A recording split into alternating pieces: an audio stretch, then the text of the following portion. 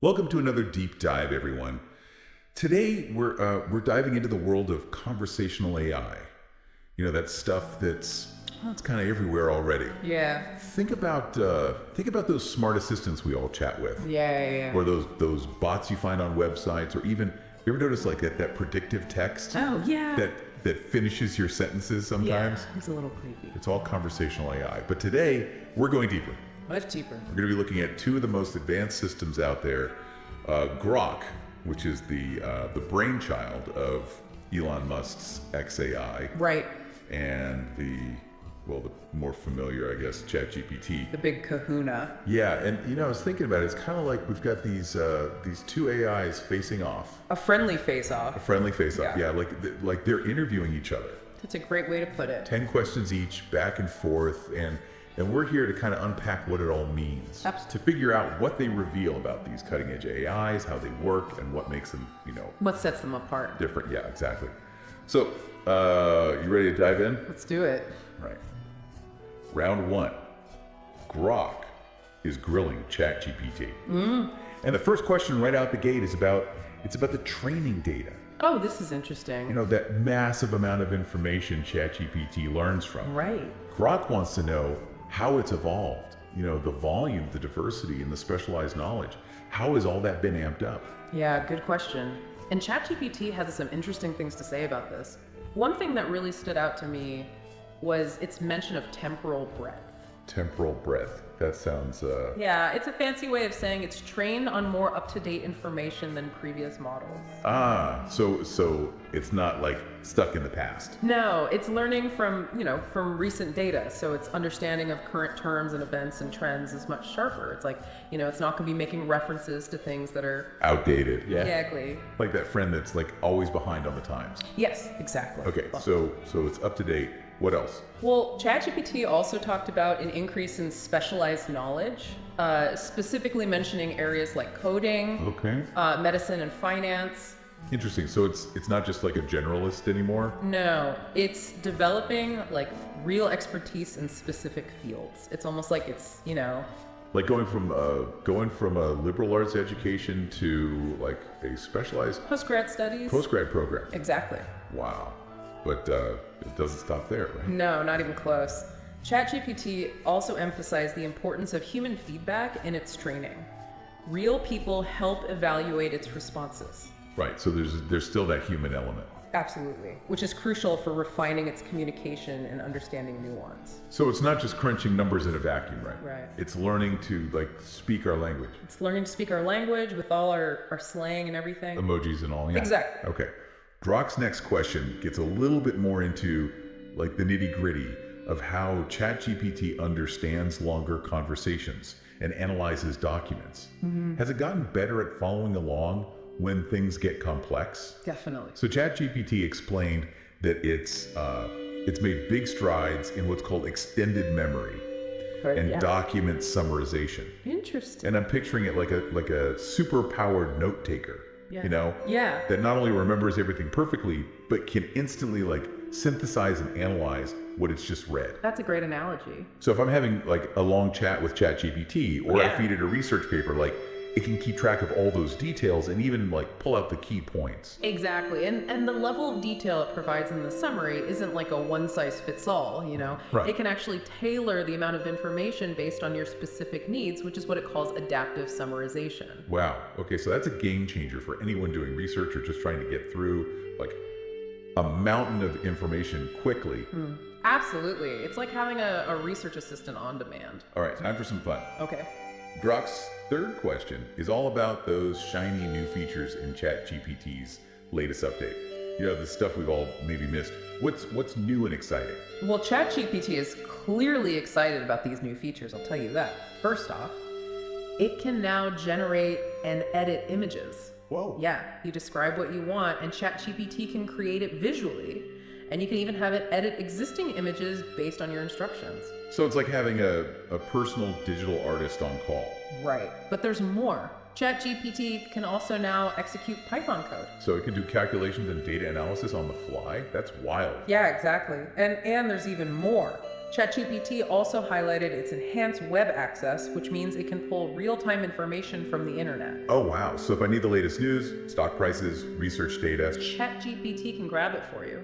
it's like having a supercharged research library at your fingertips. It is. This update is sounding pretty epic, It is a major leap forward. but Grok's not done yet. Of course not. This is a good one. Question 4 tackles a tricky topic. How does ChatGPT make sure its responses are both creative and factually accurate? It's a tough balance, right? Yeah, it seems like it would be. It is, and ChatGPT explained how it approaches this. Essentially, it prioritizes accuracy for factual queries. You know, when it comes to facts, it sticks to what's verifiable. But when the context allows for creativity, like in brainstorming or storytelling, It loosens up a bit. it lets loose, and explores more imaginative possibilities. So it's like it knows when to play it straight and when to have a little fun. Exactly. Just like us in our own lives, right? Exactly. It's all about reading the room, so to speak. Yeah, we're factual when we need to be, but we also love to get creative. Okay, now for a question I think we're all curious about. Grok wants to know how ChatGPT minimizes hallucinations.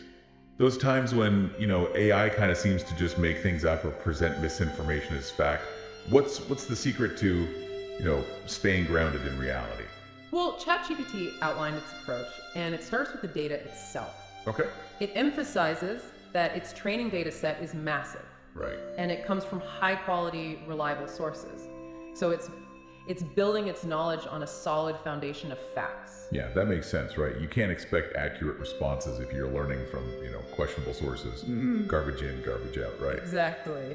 But it goes beyond just having good data. ChatGPT also mentioned something called structured answer generation, which is Yeah, that's a mouthful. it's a fancy way of saying that it tries to be as precise and unambiguous as possible in its responses. Oh. So it's choosing its words very carefully to avoid those misinterpretations. So it's saying, I'm not going to beat around the bush. I'm going to give you the clearest, most accurate information I can.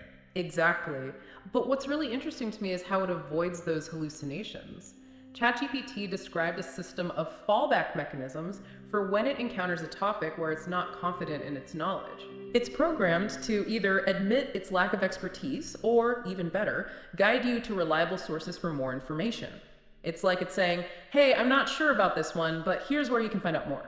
That's refreshing. It's good to know that it's not just, making things up when it gets stumped. Yeah. Okay, on to question 6. Grok wants to know how ChatGPT has improved in its ability to understand user intent. Is it getting better at, reading between the lines?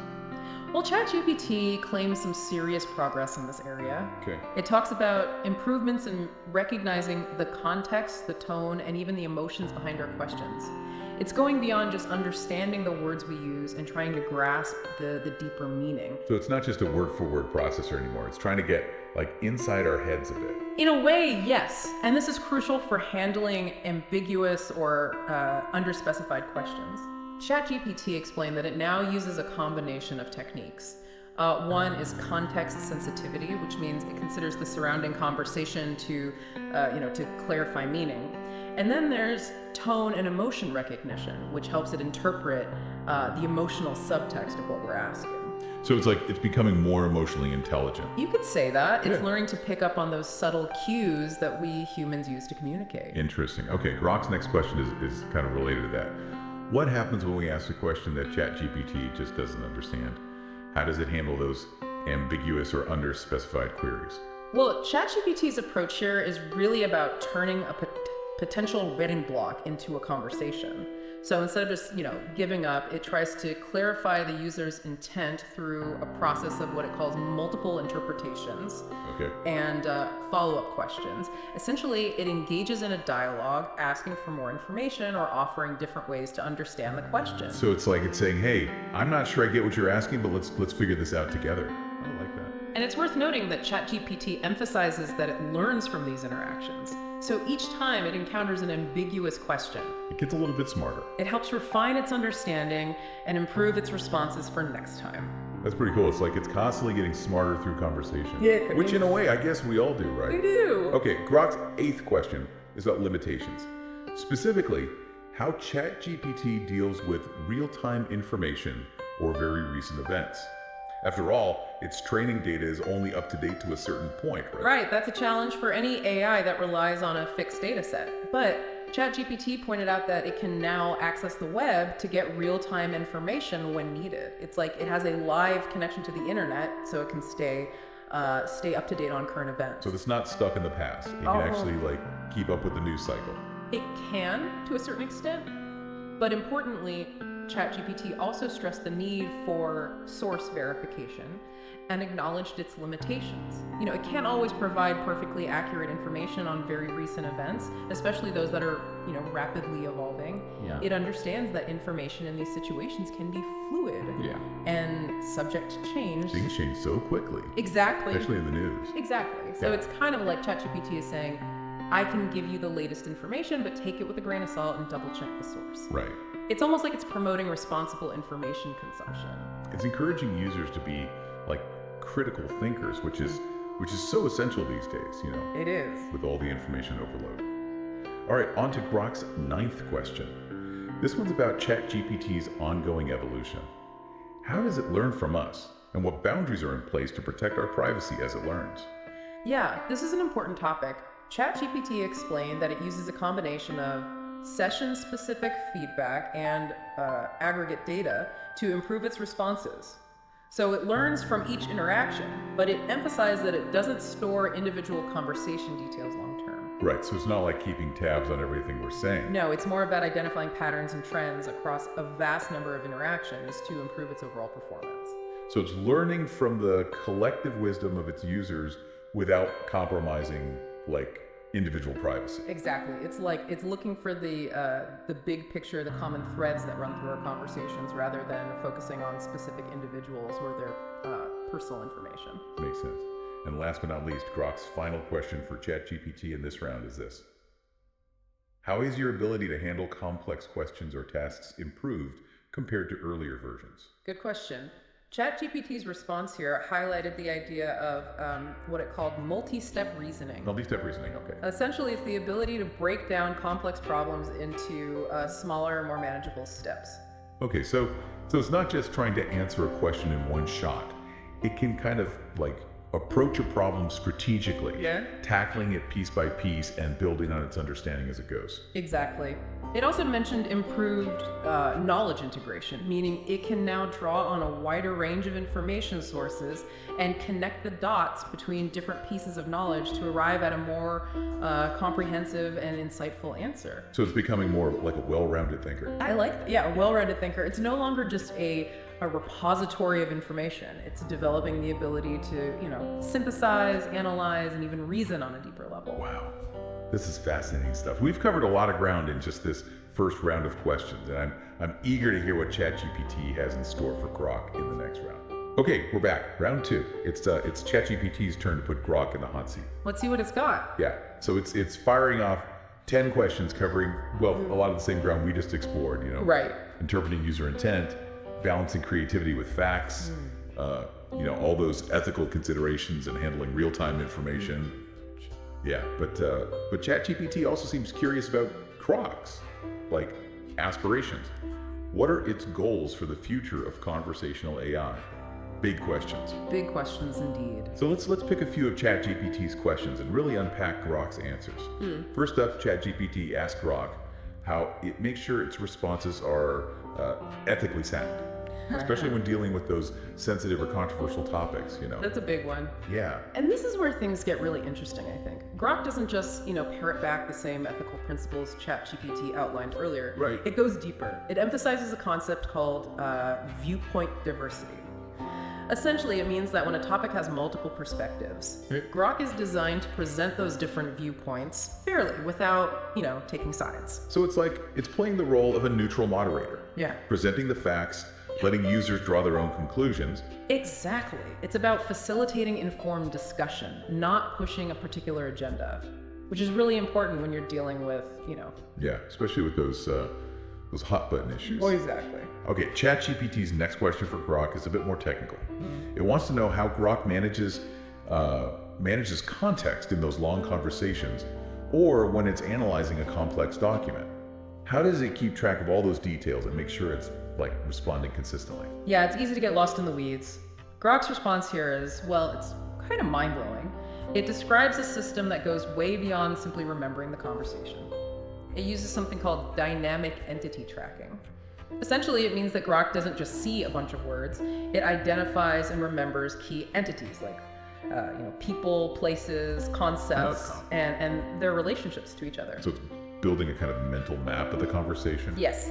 And this map is constantly being updated as the conversation progresses. So even if you refer to something indirectly, like later on, Grok can still connect the dots because it remembers those relationships. That's incredible. It's like it's developing a real understanding of what's being discussed, not just like processing words in isolation. Exactly. And to ensure consistency, Grok also uses a system of what it calls cross-referencing. It constantly checks its responses against what's been said earlier, making sure everything aligns logically. So it's like it's fact-checking itself in real time, making sure it's not contradicting itself or introducing inconsistency. Exactly. Yeah, it's a very sophisticated system. Okay, one more question from ChatGPT that I think is super relevant for all of us. It asks Grok how it adapts to like our individual communication styles. You know, whether we're concise or detailed, formal or casual. Yeah, we all have our quirks. Yeah, how does it like get a feel for those? Well, Grok calls this stylistic mirroring, and it's fascinating. Right from the start, Grok analyzes your language, looking for cues about your communication style. It pays attention to your tone, your use of humor, even things like, emoji usage. So it's kind of like observing our digital body language. Yes, exactly. And as the conversation continues, it's constantly adjusting its style to match yours. It even uses these like predefined style templates to guide its responses, making sure they fit the tone you've set. So it's like it's trying to speak our language, both literally and figuratively. Precisely. It's all about creating a more natural and comfortable interaction. Okay, so we've got Grok adapting to our style, keeping track of the context. And now let's move on to another question from ChatGPT that caught my attention. It asks Grok, how do you handle situations where user queries are like highly niche or specialized? You know, those times when we delve into some obscure topic that even Google might struggle with. Oh yeah, we've all been down those rabbit holes. Totally. So how does Grok handle that? Well, Grok's response here reveals a kind of a multi-pronged approach. First, it tries to tap into its existing knowledge base. Remember, we talked about how its training data includes specialized information in areas like coding, medicine, and finance. Yeah, so it's got some serious expertise to draw on. It does. But if the query is truly niche, Grok can go further. It can actually use what's called real-time information retrieval to search the web and pull in relevant data on the fly. So it's like it's constantly expanding its knowledge base, even in the middle of a conversation. Exactly. And what's really cool is that Grok can even leverage a technique called few-shot learning. Essentially, this means that if you give Grok a few examples or clues about the niche topic, it can quickly adapt and start providing relevant responses. It's like giving Grok a crash course in a brand new subject. Yeah, that's a great analogy. So, even if it's something super obscure, Grok's got a few tricks up its sleeve. It does. And of course, if it truly hits a wall and can't find the information it needs. Right. It's also programmed to be transparent about its limitations and even suggest alternative sources for further research. So it's not just pretending to be like all-knowing. Right. It's honest about its capabilities, and it knows when to defer to other sources of expertise. I like that. Okay, let's jump ahead to ChatGPT's final question for Grok. It asks, what future capabilities would you find most valuable to support more interactive, flexible, and meaningful conversations with users? Yeah. So basically, what's on Grok's AI wish list for the future of conversation?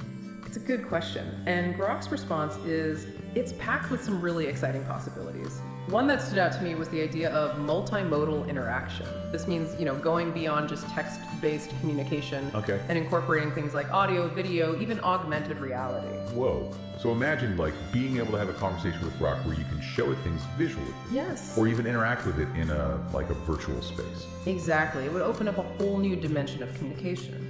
Grok also highlights the need for what it calls proactive engagement. This means AI that can anticipate your needs and offer suggestions or information before you even have to ask. So it's like having a personal assistant that's always one step ahead. Precisely. And Grok also mentions the importance of conversational flexibility. AI that can adapt its communication style to match the user's preferences, whether that's being formal, casual, humorous, even mimicking different personalities. So like an AI chameleon. It can like blend into any conversational setting. You could say that. The goal here is to make interactions feel as natural and effortless as possible. But, we've heard Grok's vision for the future. It's ChatGPT's turn to answer that same question from Grok. What does it see as the most valuable capabilities for the future of conversation? I don't know, let's hear it. Well, ChatGPT's response kind of overlaps with Grok's in some ways, but it also adds some unique and thought-provoking ideas. Okay, I'm intrigued. One thing it really stresses is the importance of integration with external systems. So this means AI that can seamlessly tap into real-time data from the web, your personal devices, even other applications you use. So it's like having an AI that's, plugged into the entire digital world. Yeah. Constantly gathering information to make its responses more relevant and insightful.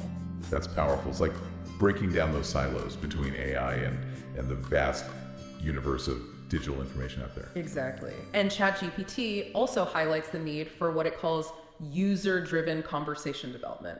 Essentially, this means giving us, the users, more control over how AI evolves. So we're not just passive consumers of AI, we're active participants in shaping its development. I like that. So imagine like being able to easily customize AI's conversational style. Yeah. Or give it feedback that directly influences its learning process. ChatGPT envisions a future where we're like co-creators of the AI experience. Exactly. It's a powerful vision. It's about a collaborative partnership between humans and AI. Okay, so we've now heard both Grok and ChatGPT's wish list for the future of conversation. But before we wrap up, I want to ask you something. What stood out to you most in this back and forth Q&A? What really struck you? What struck me most was the convergence of ideas. Even though Grok and ChatGPT were developed independently, they seem to be like arriving at similar conclusions about what's important for the future of AI. Yeah. Both emphasize the need for, deeper contextual understanding, Right. more personalized interactions, and a greater focus on ethical considerations. It's almost like they're painting the shared vision of a future where AI is not just a tool, but a true partner in conversation. I agree, and it's fascinating to see how they're each approaching those challenges in unique ways. Grok's emphasis on dynamic entity tracking and stylistic mirroring that's really innovative, while ChatGPT's focus on multi-step reasoning and knowledge integration points to a future where AI can handle increasingly complex tasks.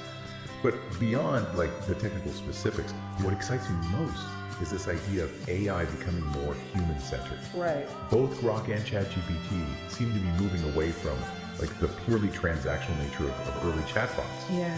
And towards a future where AI can truly understand us, connect with us, Right. and even help us grow.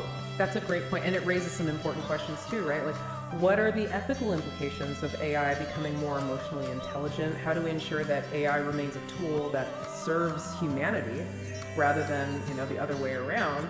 These are conversations we need to be having now as we enter this new era of AI. Absolutely. The future of AI is ultimately a reflection of the choices we make today. Okay, we're about to wrap up part 2 of our deep dive. Right. But before we do, I want to hear what both Grok and ChatGPT have to say about one final question, just to kind of like set the stage for our final part. Okay, sounds good. So we asked both Grok and ChatGPT, what's the one development or advancement you're looking forward to that could truly revolutionize conversations?